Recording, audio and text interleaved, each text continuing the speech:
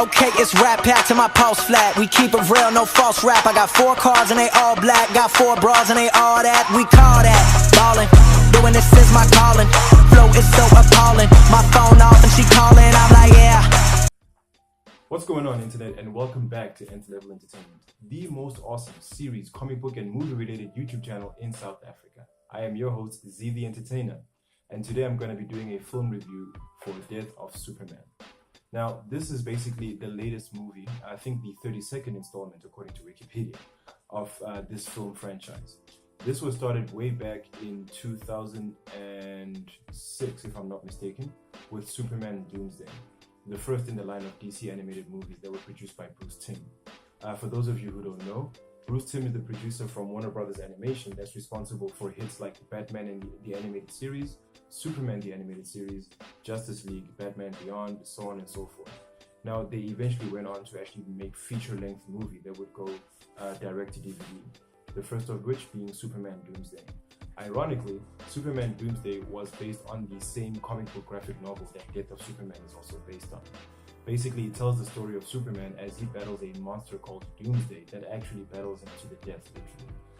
The story in the original graphic novel takes place, it starts off with an interview that Superman is doing with Cat Grant from Daily Planet, who's basically, it's almost like a documentary. They talk about his whole life, his hopes and dreams, and even his fears, with some of the enemies or villains that he's faced in the past, and when he actually considered his mortality. Simultaneously, Doomsday is actually emerging from the Earth's core and wreaking havoc, literally killing everything and everyone that he comes across, until the Justice League is alerted to go and stop him. He then, literally, single-handedly, when I say single-handedly, he literally had one hand tied behind his back, decimated the Justice League before Superman arrived on the scene to find some of them near death, the way that they were so injured at the hands of Doomsday. So he goes on to now fight the creature, and he battles them across Metropolis until the fight stops when they both deliver a killing blow to one another.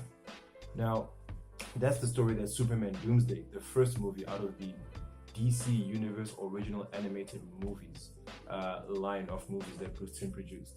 And it was the first, followed by Batman Gotham Knights, Justice League New Frontier, Green Lantern First Flight, so on and so forth. Until now, in the New 52 universe of the animation style, they are now doing the Death of Superman. Now, just to compare the two so you understand where the significance is. The original Superman Doomsday movie that was produced in the DCUAOM was called Superman Doomsday, and it was based on the same story, but it left out a lot of the detail that I just mentioned. For instance, they basically chronicled the story from the time that Superman fights Doomsday until he actually dies, and also comes back to life, which also happens in the original graphic novel. Now, there's a lot of the elements that were left out, like the Justice League fighting Doomsday before Superman does, and the 4 stand-in Supermen that actually rose to power during Superman's death before he came back. Now, in Death of Superman, it's been split to 2 parts, and this first part details only the fights between Superman and Doomsday until he dies. Obviously, yes, it also includes the Justice League meeting up with Doomsday and being defeated before Superman joins the fight. This was cleverly done both in the original graphic novel and this movie to basically illustrate just what a threat Doomsday actually is. That he would actually, him taking out the Justice League and eventually Superman. So, it's also an R-rated movie, which was a very good decision in my opinion, just to show exactly how savage and how dangerous Doomsday is. Because in the graphic novel, we see him literally killing people. I mean, the first thing he does when he shows up is break a deer's neck. In this one, we see him crush 2 scientists' heads as he emerges from, I think, underground it was, because they were actually doing some excavation for some sort of archaeological exercise. So the R rating basically does well to show exactly how dangerous Doomsday is, and the fact that he is literally a lethal killing machine.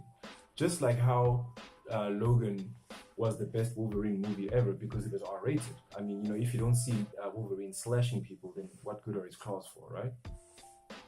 Now, this movie was, it was a joy for me to watch because I really have been enjoying the latest offerings of the DC animated universe, especially because it sort of stays current with what the comics are currently going through.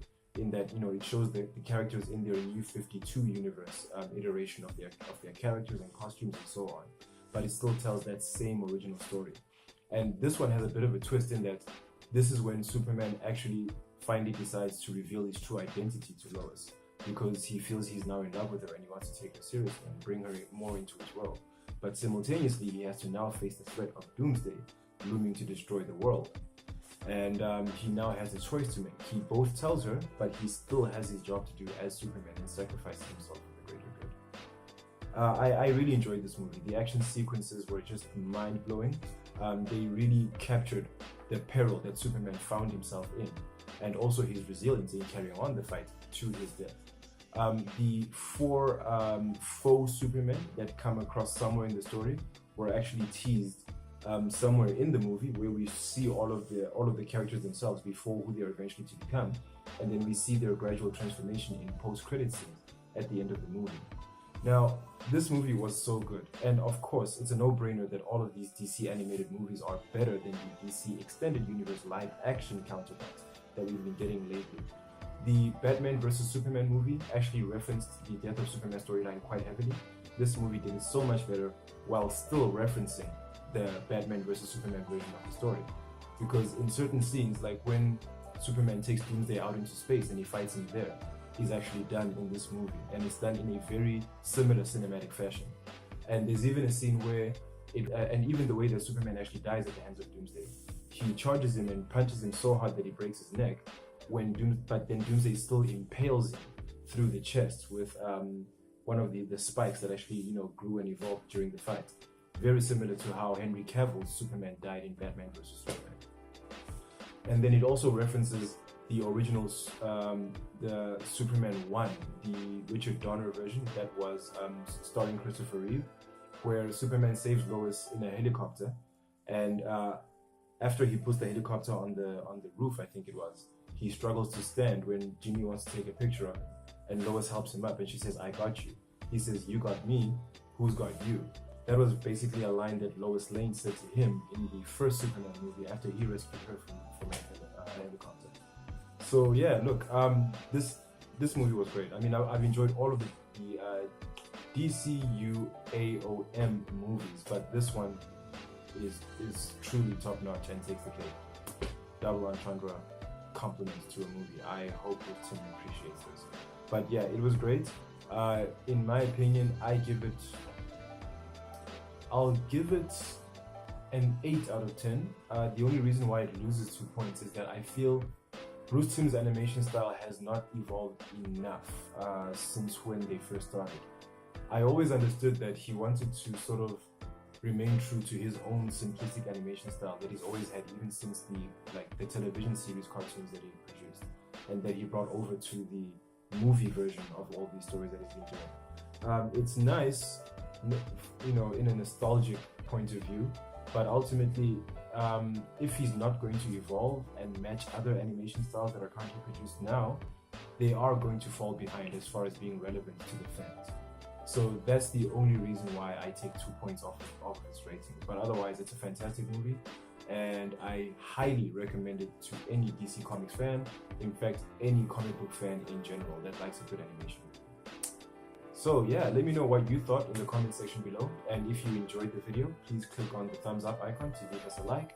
If you'd like to see more from Nth-Level Entertainment, please click subscribe and make sure you click the bell icon so you are notified every time I drop new content on the channel. Otherwise, guys, thank you for spending time with me once again. As usual, stay awesome, take care of each other to infinity and beyond.